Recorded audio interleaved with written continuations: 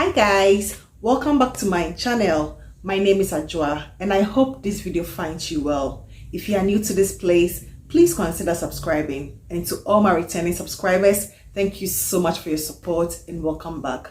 So by the title of this video, you know I'm just going to share my few tips on how to not make your fragrances smell or appear cheap. In as much as we want to enhance our look by smelling good, it can go south for us if we do not apply our fragrances right. And by that I mean you can have the best of fragrances, but if you don't wear them right, it will not, perform as much as you've been promised. People will promise you the getting compliments. People will promise you the confidence that is supposed to boost, but if you don't do it right, you are not going to be successful in achieving those things. So I have 5 of them, and the very first one I have here is logically hygiene. By hygiene, I just mean the basics: taking care of your body, your skin, your mouth, oral hygiene, body hygiene, your armpits, making sure that you don't have any residual scents. Maybe you've worked throughout the day and you are back home, at least you just take a decent bath, which is going to first of all make you feel refreshed, and distressed, as well as improving how you feel and smell generally. Even a good old bath without any fragrance or any other thing will just make you smell clean, and that is what people just want to achieve, just to smell clean. However, if you want to enhance that, that is when you do the bathing as your basics. You take care of your mouth, your armpits, your private, behind your ears, those kind of areas, where dirt build up and hide. You just have to take care of all those things. Other than that, or otherwise, no matter what expensive fragrance you add on, it is not going to give you that effect, because trust me, when you don't smell good naturally and you try to mask it by putting on any fragrance at all, you rather aggravate that sort of smell, and you end up smelling bad. It is something that I have witnessed, in a lot of places. I think in some way or the other, we've all come across 1 or 2 people who naturally have some body odor and they try to mask it up with fragrances, and they don't really work.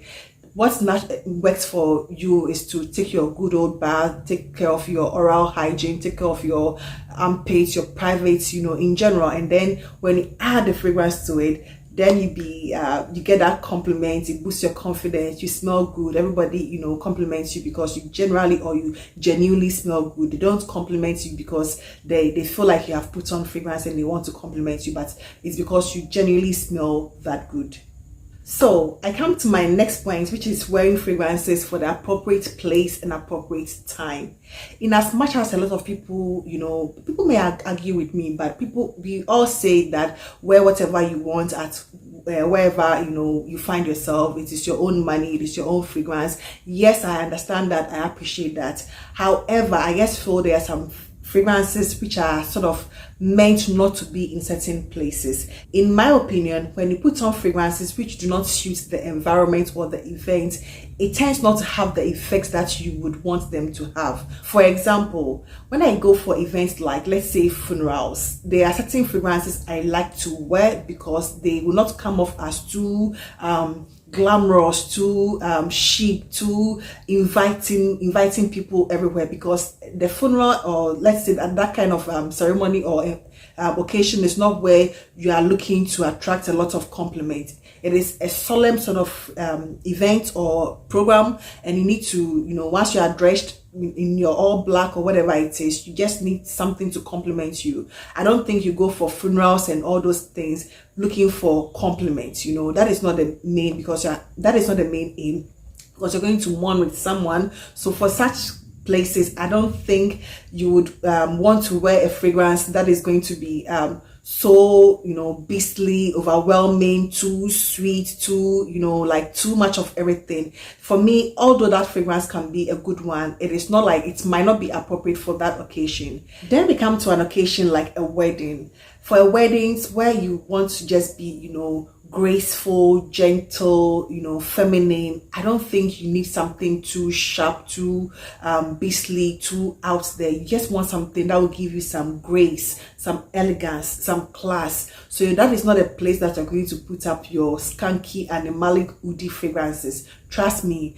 Maybe you might have some that will work for that scenario, but for the most part, I don't think it is appropriate to be going to weddings and such programs with like skanky, woody fragrances, and everybody will be smelling everywhere. It requires some grace, some elegance, some class. So you need to know which environment you are getting yourself into, the kind of occasion it is, and then you suit it perfectly. Other than that, you're going to be odd. I just feel like it's going to be a little odd, or a little off. You go for a wedding and you are in a heavy animalic skanky wood.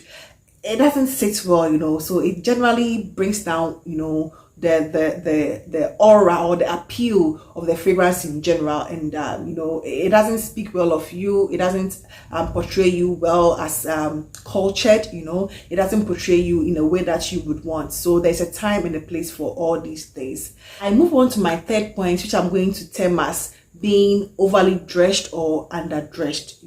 So it can go both ways. Sometimes you put on fragrances which might be classy, elegant, expensive, whatever it is, and whatever dress that you have on might not even give the fragrance the effects that it's supposed to give.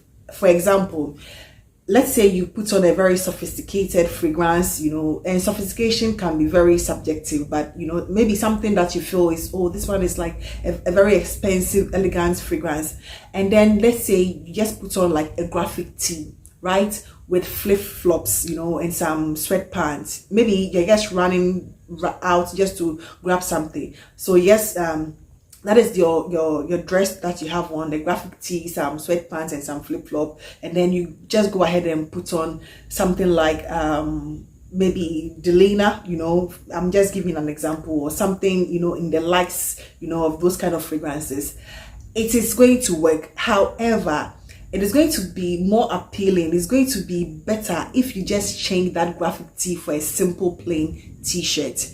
It just makes a lot of difference. Just change the graphic tee for a simple t-shirt, a plain old t-shirt, and then you can change the slippers or the flip-flops to something like a leather, a simple leather sandal, with your plain t-shirt and your jeans, and then you put on that same Delina. It is going to have a better effect than if you did put on the graphic tee and the flip-flop. That is my experience. I've seen the people would dress so casually and put on the best of fragrance, and there's something about there's something that is missing. Sometimes we try to overlook this, but when you try to coordinate certain things, just subtle things, they really make some big differences. The way we dress, you can be so underdressed to the extent that nobody's going to notice you. And if you are so underdressed that you blend into, everybody, nobody is picking you out, nobody is signaling you out of the crowd. It is going to be the same when you put on that expensive fragrance when you're underdressed. It is not going to have any effect on anyone unless, it is a very small crowd and, nobody's also putting on fragrance, then probably you can stand out. But if you just want your fragrance to make the effect, you have to at least dress the part. And then we come to the other side, which is overdressing. Sometimes you can have like tons of accessories, hair done, makeup, necklace, bag, anklet, everything like in like excess. That sort of look already has some negative connotation for the most part. Sometimes you just say less is more, and less is more for a reason, for the most part. But sometimes you just overdress and then you just drench yourself in some very beastly strong perfume, and it just, messes the whole thing up, because you're already, the first thing that people will see as soon as you walk into the room, your fragrance is all over the place. Like, it gives you the attention, but not in a very good way. Sometimes you can be subtle in your appearance, and then you let your fragrance do the talking. Sometimes you can be subtle in your fragrance, and then you let your outfit do the talking. And by being subtle, I guess don't mean just dressing anyhow. At least I'm not saying you should be buying the expensive thing, like just something clean, something well ironed, something, you know, put together, just something simple, and then you elevate it with your fragrance. When you overdress and then you drench yourself in the fragrance, it gives us a different, you know, tone altogether. It doesn't come across as classy, it doesn't come across as sophisticated. So you just need to be mindful in order for your fragrance not to, you know, come off as cheap, because you just be mindful. Being overdressed and underdressed, it's a balance. It's always a sweet, you know, there's always a sweet balance. So you just have to try and find that sweet balance. So the next point I have here might not sound good to a lot of people. I hope nobody is offended by this, but this is simply my opinion, and that is what I would term as, you know, this one goes especially for my men, and this is what I would term as the F-boy fragrances. To me, F-boy fragrances are those sort of sweet party boy, party king player sort of fragrances. In as much as I love them, I also feel, you know, there's a time for it, especially when it comes to clubbing and the rest, you know. And that is when I also put in where people, what people also term as stripper fragrances, you know. For example, a fragrance like Aqualina Pink Sugar has been termed as a stripper fragrance, not because it's a bad fragrance, but simply because of the connotation or how it comes across, you know. I don't know. I love Aqualina Pink Sugar because I have it, and something like Black Opium has also been termed as a stripper fragrance. I kind of understand where people who term these stripper fragrances or F-boy fragrances are coming from, because, you know, in as much as I enjoy them, they have this sort of sweet, mass appealing sort of feel to it, you know, and that is what we generally know, that men love sweet fragrances. And when you think about these F-boy fragrances too, which are like the sweet, you know, fragrances, that is what a lot of women are also attracted to. A lot of women also love that, because when you go to the club, nobody is wearing like a fresh, you know, aquatic scent to the club. Every man you are going to meet in the club is going to wear something that is quite sweet, you know, and that is quite sweet and mass appealing. So it goes both ways. Men love sweet fragrances on women. Women also love sweet fragrances on men, because of that sort of effects, you know. I don't know how to put it, but it has that sort of is it pheromone, you know. It has some effects, you know, that both sexes enjoy. In as much as I love my F-boy or stripper fragrances, I just feel they have a low-key undertone of cheap smelling, or, you know, something that is like you can easily, you know, sometimes you can wear certain fragrances and then it's like you are easily approachable, you know. It's like easily approachable, which is not always a bad thing. I hope people don't take me wrong, but I'm trying to express myself, and maybe I'm not getting the right words, but sometimes you just want to, you come across as cheap or too welcoming, you know. Sometimes I don't think you need to come across as too welcoming and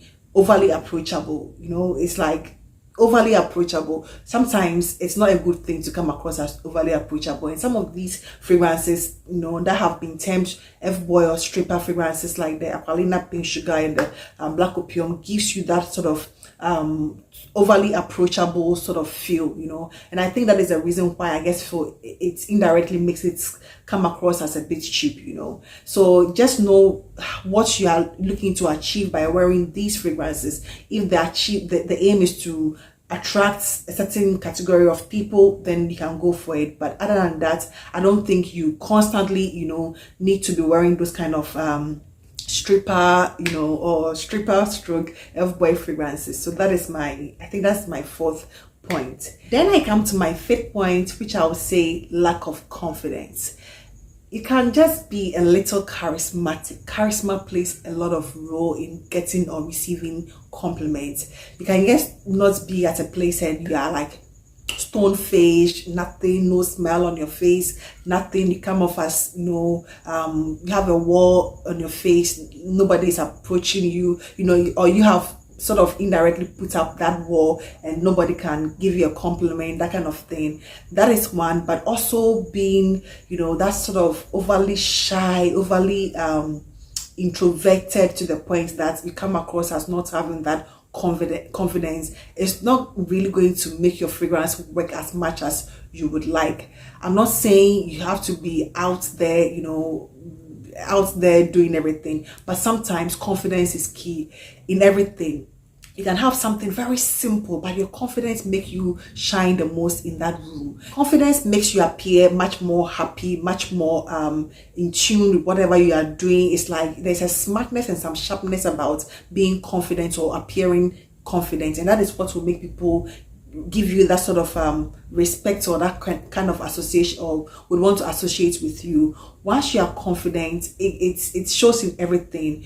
When you lack that confidence, you can wear the best of clothes, you can wear the best of fragrances, but nobody's going to even notice you or even approach you, in any way, because it's like the person doesn't have any smile on her face or his face. The person is just there. The person looks very indifferent. You don't know whether he or she is happy, sad, upset about something. It's like there's no emotion. But at least when you have the confidence, you sit down with some confidence, you go somewhere, even if you are by yourself, and you exude that confidence, it naturally, radiates, and then you naturally become appealing or more appealing, and people compliment you. Maybe you can have something very simple, but just because your confidence is shining through, it attracts that, and you can get your compliments. You can also feel good. You can look good, just those kind of things. Like, in as much as we overlook certain things, we might think certain things are not necessary, they really are just very subtle things. People will attract you or come approach you just because of something that you didn't even know you were doing, and that all comes with the confidence and how you carry yourself. If you carry yourself with poise and grace, you're going to attract a lot of new people in your life, not just for relationship. I'm just talking about friends or people in general. It's all about how your outlook in life, how you approach things, how your posture, how you sit, the confidence and everything, it radiates through. And you see that thing that people say, panty droppers, there's nothing. I don't think there's anything like panty dropper. It is all about the confidence. Someone will just wear something cheap, it could be so cheap smelling, whatever it is, but it is the confidence that is going to attract someone. And the person might just like you for who you are. It's not going to be the fragrance, that is going to per se attract someone to you, but it's like it's an element that helps. It's an element that helps. So I think confidence helps, in making you appear much more expensive than you might be, or smell much more expensive than the fragrances are. Then I move on to my last point here, and this one, I think I have experienced it for the most part, and I can tell you that sometimes cheap is cheap. For someone who has a lot of Middle Eastern fragrances which come, mostly cheap, or affordable, sometimes you need to be very, you need to know what you are getting yourself into, because some of these fragrances can actually come off as cheap smelling. Just because people rave about them doesn't mean they are all good. There are so many gems that you can pick from them, but sometimes cheap simply means cheap, and there is absolutely nothing you can do about them. You can let this macerate for 1 year. If it smells cheap, it's still going to smell that cheap. There's a reason why they are cheap. Maybe the ingredients are cheap, the whatever that they use is cheap. So sometimes cheap means cheap. People buy niche and designer fragrances because they just want the quality.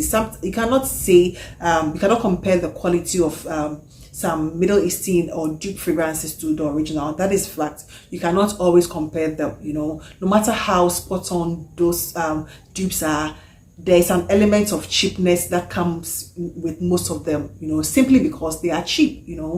But in everything, you just have to know how to filter them out. That is why it's good to be watching my videos, so that I can recommend some very good quality, affordable Middle Eastern and other dupe fragrances to you. There are so many of them which do not smell cheap, although they may come out across as cheap, And in other scenarios, you would have people who buy fragrances which are considered expensive and they will equally smell cheap. It depends on how you look at things, because there are some expensive fragrances which also smell cheap, and there are cheap fragrances which also naturally smell cheap because they are cheap. So those are the things that sort of make your fragrances smell cheap. So you can always elevate it in one way or the other. Sometimes they say just fake it till you make it, and by faking it till you make it doesn't mean, you know, you should do the unthinkable. Just some simple tips and tricks here. Just put yourself together, take a decent bath, take care of your wigs, change your wigs once in a while.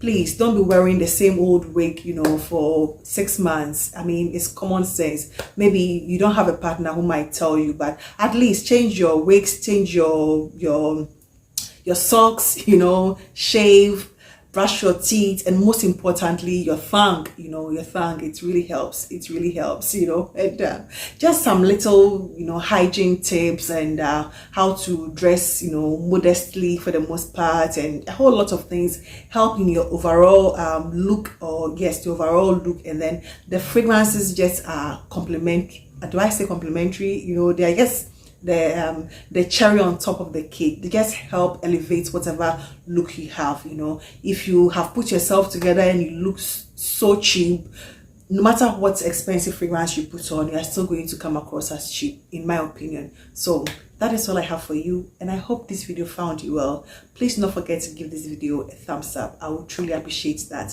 Thank you so much, and I hope you enjoyed this. I hope to see you in my next one. Take care. Bye bye.